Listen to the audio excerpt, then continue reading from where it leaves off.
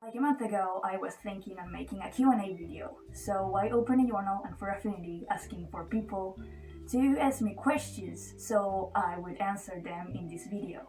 Daku Teroni asks, here's one. What do you see in an unknown that makes you think, that could be my Sona? I don't see much unknowns around his parts, so...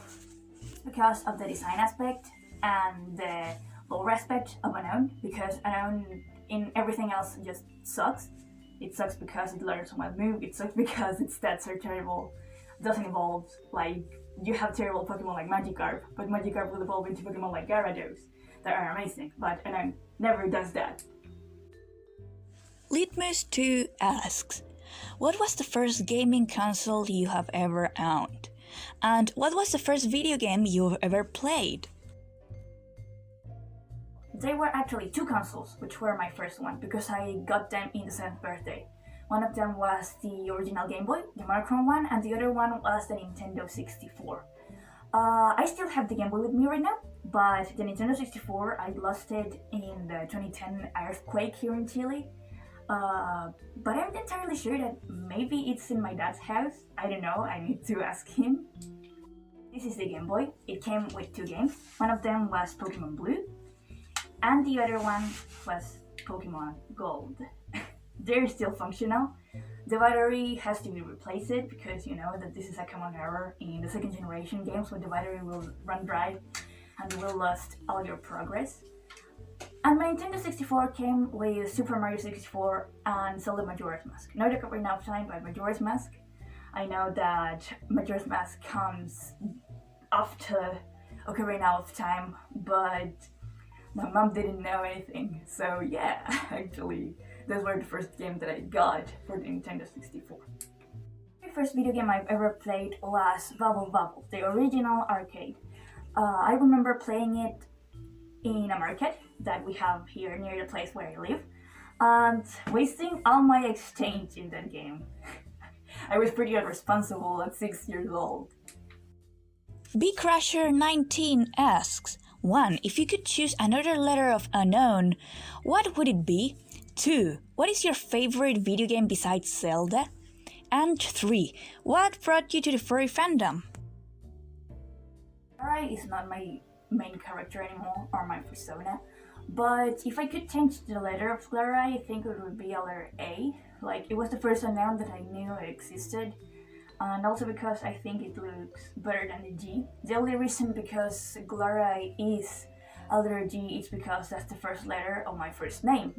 Game series, besides Zelda and Pokemon, because it's pretty obvious that I really like Pokemon, would be Portal. Portal 1, Portal 2, both of the games. Sadly, I really doubt that we are going to get a third part of the game.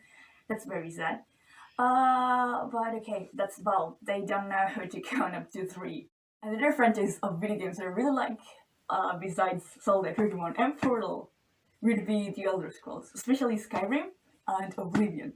Like, I know that Oblivion characters look pretty ugly, but what are you gonna do about it? Mods. There's a lot of mods for it. Their face looks very swollen, especially the Khajiit. They look very terrible. Like, their face looks swollen, like they have been stung by a bee. I don't like that. I forgot to put on my Majora's Mask pendant for the video. Oh, I'm so trash!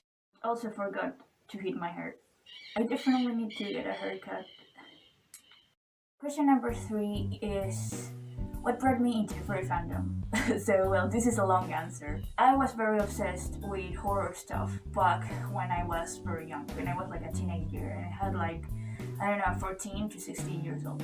And I remember being obsessed with the dark web and deep web because it was what most terrified me. And the more terrifying it was, the best. I came across with this guy's channel that was called The Killer Slash, and he made different videos related to the deep web and the dark web.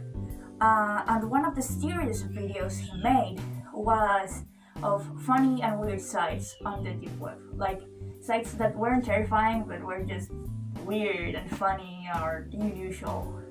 And one of the sites he showed in one of these videos was a site that displayed different images every time it was refreshed. Like, it was this huge screen, like where any image from Google Images or Facebook will appear. Went from someone selling a car to emo MySpace pictures from 2007. The images he showed was one of two fursuiters on a bench. One of them was sitting in the bench and the other one was behind the bench, playing with the fursuiters in the bench. My English sucks! There were two fursuiters on the bench.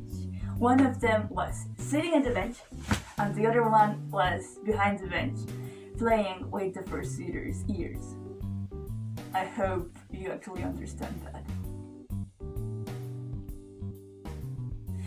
I saw that picture and I was like, those costumes are amazing. I want one of those suits. And yeah, that's how I got into Furry Phantom, because I decided to investigate more and look for pictures in Google and see the prices. And that's what brought me a bit down, because they are very expensive. And I remember, like, I wanted a suit very badly. My neck just got out. I trashed, and then I showed the price to my mom. I was just a teenager, I was just like 14 years old. And my mom said, no, I'm not going to buy one of those suits. These are expensive. I'm not going to waste all that money in a suit that you will use once or twice a year. And she was right, by the way. So I decided to start making my own suits. I'm not a fursuit maker, like I would sell my stuff to other people, but I like to make suits for myself. For example, this suit. Voltsiano asks, I've never seen such a unique species/races used for characters before, much less cosplays/fursuits. What made you decide to choose these races when making characters? I think it's because they are unique, and I do not like limiting furry just to animal-like characters, but to anthropomorphism in general. Superior Lover asks, what made you love Unknown so much? This is the same answer that I used for the first questions. That is the design aspect and the lore aspect. Nothing more than that. In stats and everything else, Unknown sucks. Okay, so, this was the video. Of course it wasn't going to be perfect. I hope you enjoyed it and that you didn't cringe too much. This is actually the first time I tried to make something more elaborate, and also the first time I talk in fursuit, or that I have recorded myself talking in fursuit. So yeah, I tried to make the best that I could.